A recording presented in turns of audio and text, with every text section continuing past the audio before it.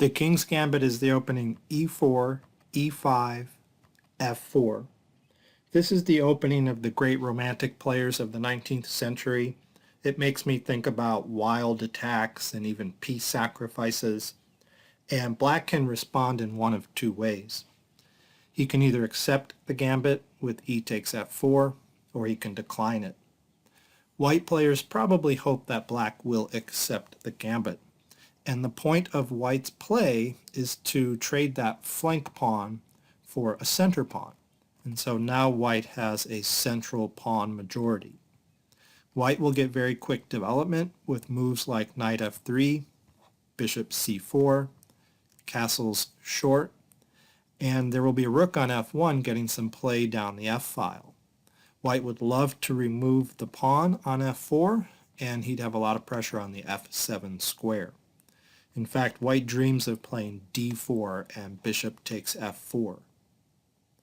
So what are the problems with this opening? Well, when white plays f4, he has weakened his king side. Black can get a bishop to c5 and pressure this diagonal and keep white from castling. In fact, that's the subject of this video. We will look at the King's Gambit declined. There are various ways to decline the gambit, but probably the most logical move is bishop to c5, which is called the King's Gambit declined classical variation. So black immediately points out that white is weak along this diagonal, and he will keep white from castling for some time. Now here, if you're the white player, don't make this blunder. That pawn looks like it's free, but it's not, because queen to h4 is a devastating fork. So you can't take the pawn. So most players here will play knight to f3. Very logical. It does attack the e5 pawn. And maybe white is also reasoning if he makes some other developing move, then black might be threatening to take the knight on g1. And then rook takes g1 and queen to h4 check. And then if the check gets blocked, the h2 pawn is lost. However, I would not play like that as black. You don't want to invest all your tempi on a queen sortie just to grab an h-pawn and fall behind in your development. Nevertheless, almost everybody plays knight to f3 here. And that is a threat. Knight takes e5 is the threat. And black should respond wisely with the move d6 to support that pawn. It's not really a good idea to try to support it with knight to c6. Perhaps black is trying to initiate a tactic if he plays knight to c6. Maybe he's thinking, okay, if white takes the pawn with the f-pawn, then I can capture back and sacrifice my knight. But it doesn't work. White is actually winning in this position. As we can see after the forced continuation, knight takes e5, queen to h4 check, and this is the point of black's sacrifice. g3, queen takes e4, forking the king and the rook, but then white plays queen to e2 and gets pressure down the e-file. And if black takes the rook, then white has knight to g6, discovered check, knight e7, and then white takes the rook. And so white got a rook back, and white's up a piece and should be winning this position. So after white plays knight to f3, attacking the e5 pawn, black should respond with d6. Now, white cannot win a pawn here. He does have two attackers on e5, but he should not attempt to win the pawn. For example, if he plays takes, takes, takes, then there is queen to h4 check. And if g3, then this time this tactic is working because black did not invest a piece. Okay, so material is actually equal here, and this diagonal is open, and black can even play bishop to h3 and pressure the f1 bishop. So black is winning in this position. All right, so back to the beginning. This is the classical variation of the King's Gambit declined. Bishop c5. Knight f3 will normally be played, and then black should follow up and bolster his center with d6. So we're going to look at two different ways to proceed from this position. The first way we'll look at, I'll call piece play. And this is where white just gets on with developing his pieces. So a logical move here is knight to c3. Okay, black should be careful in how he develops. Knight to f6 is considered more accurate than knight to c6. Knight to c6 does allow white bishop to b5, and white starts putting pressure on black's center. It's not bad, but knight to f6 is considered more accurate. All right, and then bishop to c4 is another logical developing move. I'll point out you should not try to win a pawn again. It's often dangerous to do so. If you play f takes e5, d takes e5, knight takes e5, then black has queen to d4, threatening mate on f2. Now it's not a mate though, because the knight can retreat to d3 and save itself and protect against the mate. However, after bishop b6, white is in a bind. He cannot develop his pieces, he can't castle, and black has excellent compensation for the pawn. I would very much prefer black in this position. So back to the position after black plays knight f6. Don't try to win that e5 pawn. Just keep developing, play bishop c4. But now that white has committed his bishop to c4, black plays knight to c6. Okay, then d3 is sensible. You're getting your bishop outside of the pawn chain there, and now your bishop on c1 is protecting your f pawn. Black should probably play bishop to g4 and start to pressure white with a threat of knight to d4 coming with pressure on the f3 square.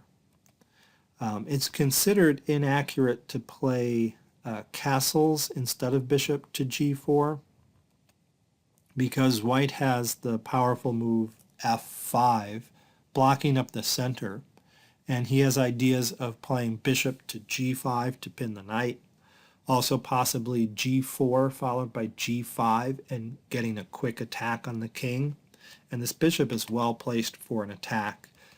Black cannot dislodge this pawn. The move g6 would be a disaster, weakening all the dark squares around the king. Okay, so black gets the bishop out to g4, and then white can play a couple of moves here. There's at least two very common moves. There is coming pressure here. There's a knight to d4 threat with some pressure on f3. So one way to deal with that coming pressure is to play knight to a4 and threaten the bishop on c5. And if the bishop retreats, white can take it and then play c3 and keep that knight off of the d4 square, and then follow up with castles. The bishop doesn't have to retreat after knight to a4. Black can maybe calmly castle instead. And if white takes the bishop, then d takes c5.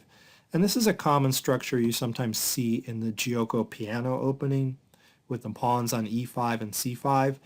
They do have a strong grip on the d4 square, and the d file is opened, and black can make use of that.